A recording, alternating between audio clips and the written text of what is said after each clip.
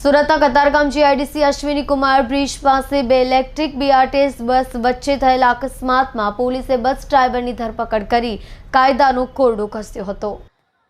સુરતમાં આજે ગોઝારો અકસ્માત સર્જાયો હતો। ઘટના એવા સમયે બની હતી જ્યારે તમામ લોકો પોતાના ઘરે પરત ફરી રહ્યા હતા। અશ્વિની કુમારથી પ્રમુખ સ્વામી બ્રિજ ચડીને કતારગામ જીઆઈડીસી તરફ ઉતરતા સમયે આગળ જતી બીઆરટીએસ બસ 4 રસ્તા હોવાથી થોડી ધીમી થઈ ગઈ। તે સમયે પાછળથી પૂરપાટ ઝડપે આવતી બીજી બીઆરટીએસ બસ આગળની બીઆરટીએસ બસમાં ઘૂસી ગઈ હતી। ધડાકાભેર સર્જાયેલા અકસ્માતમાં બે બસોની વચ્ચે બાઇકો અને તેની પર સવાર લોકોનો કચ્ચરથાણ નીકળી ગયો હતો। કચડાયેલા લોકોને તો અકસ્માતની કોઈ જાણ જ નહોતી। અચાનક જ બનેલી આ ઘટનાને લઈને લોકો પણ હેબતાઈ ગયા હતા। બે બસની વચ્ચે કચડાયેલા લોકોને જોઈને તુરંત જ આસપાસના લોકોએ દોટ મૂકી તેઓને બહાર કાઢ્યા હતા।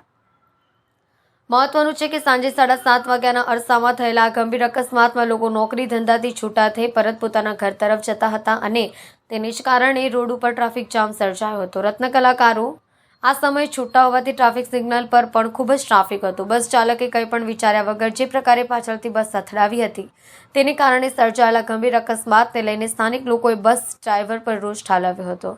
બસમાં તોડફોડ કરી હતી। પોલીસે ડ્રાઈવરની અટકાયત કરી સમગ્ર મામલે તપાસ હાથ ધરી છે।